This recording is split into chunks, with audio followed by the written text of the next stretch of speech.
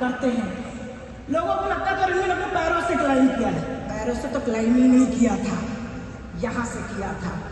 खैर समिट हो गया था। अभी शेरपा बोलता है नीचे चल, भाग यहाँ से।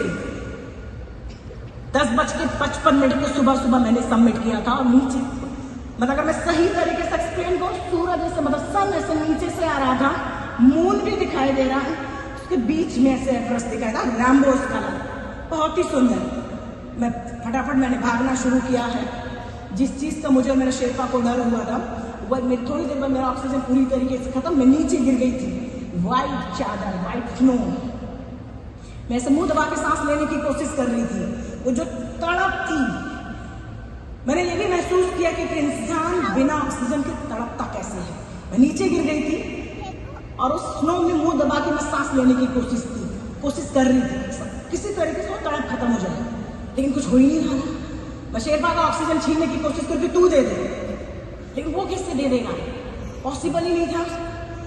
10:55 हो गए थे सबमिट पे, मतलब 6-7 मिनट में टॉप पे थी। वेदर पूरी तरीके से इतनी तेज 100 की रफ्तार में आप सभी ने अपनी 4 व्हीलर चलाई होगी, सबने फील की, सिर्फ 100 की, करीब 250-300 किलोमीटर की रफ्तार से हवा चलती है एवरेस्ट पे। अब आप विंड इतनी तेज होती है कि इससे क्रैक हो जाता है, स्किन क्रैक हो जाती है। उसी बीच में मैं नीचे चलने की कोशिश की, पूरी तरीके से नीचे गिर गई थी। उठने की, मैं अपने बॉडी को पुल करके ले जाने की कोशिश नहीं ले जा पा रही थी। शेरपा को बोल दिया कि तू जा, बस वीडियो पहुंचा दिया।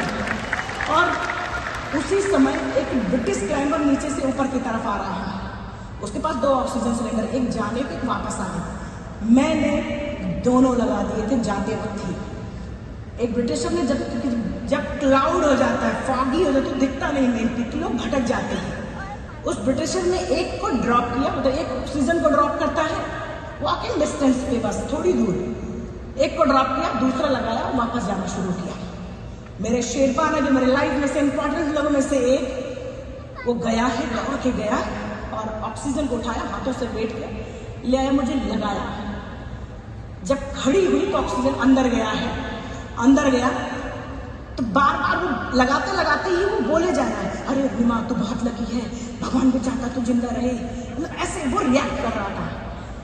यहाँ पर बैठे मैं किसी की भावनाओं को ठेस नहीं पहुंचाना चाहती, लेकिन वो जब बार बार मुझे बोल रहा था तो मुझे मतलब इरिटेशन में थोड़ा लग रहा था कि क्यों ये बार बार बोल रहा है, तू भाग्यवान है, तू मतलब किस्मत है, बला बला बोले जा रहा है।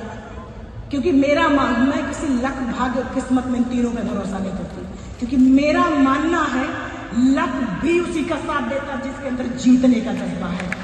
अगर आपके अंदर जीतने का जज्बा है तो आप परिस्थितियों को मोड़ देते हैं। ऐसे परिस्थितियां मुड़ जाती हैं, आसान नहीं होता लेकिन आप मोड़ सकते हैं। 2011 में जब मेरा एक्सीडेंट हुआ था, मुझे सीआईएसएफ ने वो जॉब ऑफर कर दी, like same assistant commandant, like same DSP, 200 लोगों की बटालियन, अच्छा लग्जरी ऑफिस, लग्जरी जीवन। लेकिन क्या कभी मुझे इतनी प्यारी ऑडियंस, मैजिक मिलता? यस या नो? क्या मुझे कभी मिलता? कभी नहीं मिलता। हम अब स्वामी विवेकानंद जी मेरे स्पिरिचुअल गुरु हैं।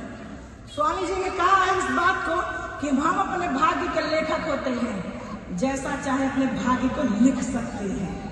और अब तब वो बात मुझे वहां समझ में आती है। और मुझे जो भी था, आप लक भाग्य किस्मत जो भी मानिए, मुझे ऑक्सीजन मिला है और भागना शुरू किया नीचे। हमारा जो एक्सपीडिशन था वो ह्यूमन इको एक्सपीडिशन था हमारा, मतलब ह्यूमन वेस्टेज भी होता तो वो भी पाउच में रखो और फिर नीचे लेके चलो। एक एक चॉकलेट की रैपर भी गिनी जाती थी। मेरे पास तो और बहुत ज़्यादा नहीं था, लेकिन लोग जो फ्लैग लेके जाते हैं वहाँ छोड़ देते हैं, उसको मैंने अपने बैग में रखा था, तो नीचे लेके आ गई थी। अभी इसी उधेड़बुन में थी, सबमिट किया था, खुश थी, जिसे लोग पागल बोलते थे, उस पागल ने इतिहास बना दिया था। तो मतलब इसी उधेड़बुन में मैं चल रही थी नीचे, अचानक मेरा प्रोस्थेटिक लेग ऐसे निकल जाता है, मतलब अगर मैं इसे पैर उठा लूँ तो मेरा पैर नीचे गिर जाएगा। और इतना ही नहीं, भाग रही थी, सामने एक माउंटेनियर ऐसे एक हाथ में पानी का बोतल है, दूसरे हाथ में उसका ढक्कन है, पता नहीं पानी पी पाए थे कि नहीं, मुझे नहीं पता। ये सब पूरा बर्फ जम गया था यहाँ। मैं उनके कंधे पे, मेरा काम था लोगों को सिर्फ जगाना, जो बैठ गए उनको जगाना। और मैं उनके कंधे पे जब हिलाया है, वो उसी पोजीशन में नीचे लुढ़कते हुए गिर गए। मैं उससे भाग रही थी, फिर मैं किनारे को भागना शुरू किया। व्हाइट चादर पे ब्लड की वॉमिटिंग होती है, लोगों की पैचेस बन जाते हैं। शेरपा मुझसे बहुत आगे है, वो सिर्फ मुझे ऐसे इशारे करता कि मतलब चल। अब मेरा पैर निकल गया है, मैं शेरपा को भी नहीं बता पा रही हूँ, मतलब गाइड को भी नहीं बता रही हूँ, मेरा पैर निकल गया, भाई रुक जा। कोई देखिए, कोई आपको बता सकता है, कोई आपको उठा के अचीव नहीं करवा सकता किसी भी क्षेत्र में। शेरपा मुझसे आगे है, मैं उसको इशारे मतलब वो मुझे ऐसे बुला रहा कि मतलब भाग फटाफट, वेदर बहुत खराब, तेरा ऑक्सीजन पता नहीं कितना है उसमें, कब का दर्जा नहीं पता।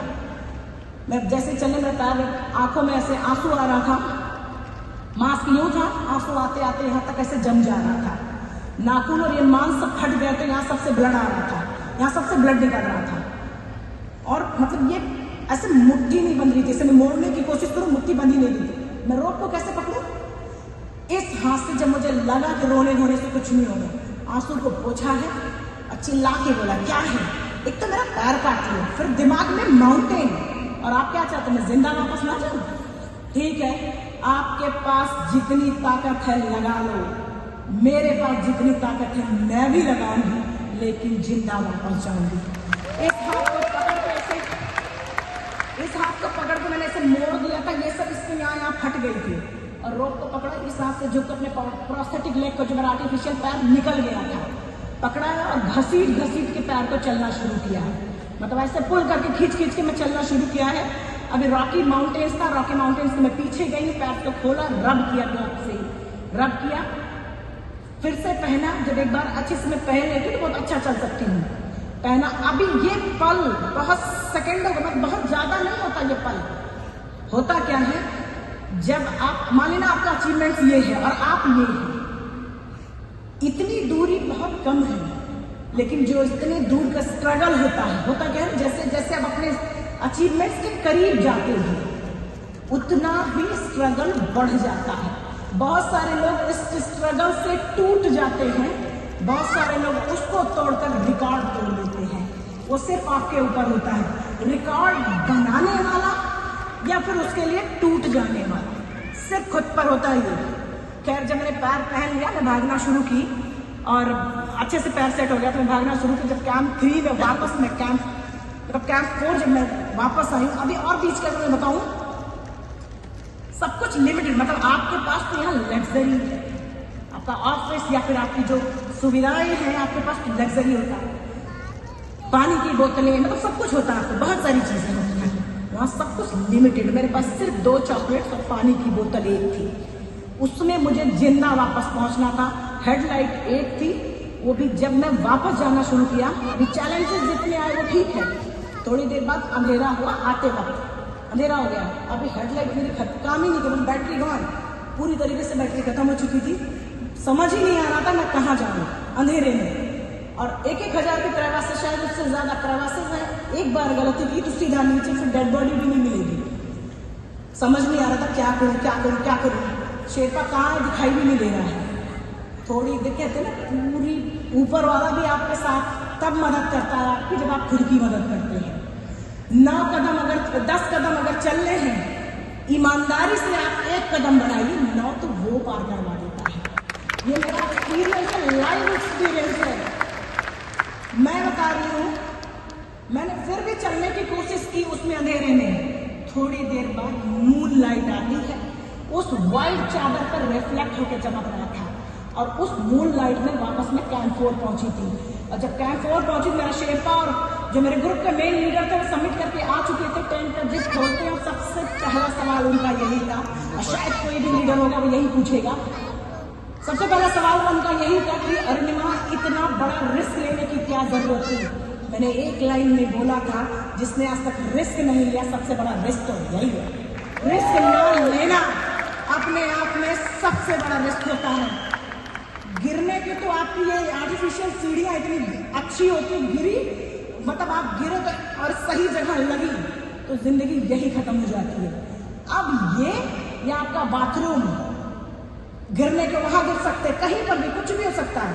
हम ड्राइव करते, रिस्क क्या वहां नहीं है, वहां पर भी है, लेकिन ये या फिर टॉप ऑफ द वर्ल्ड। और बताऊं, मैं जब हॉस्पिटल में एम्स पहुंची थी तो महिला आयोग ने रिपोर्ट मांगा है रेलवे से, तो पता चला था कि 49 ट्रेन देन अब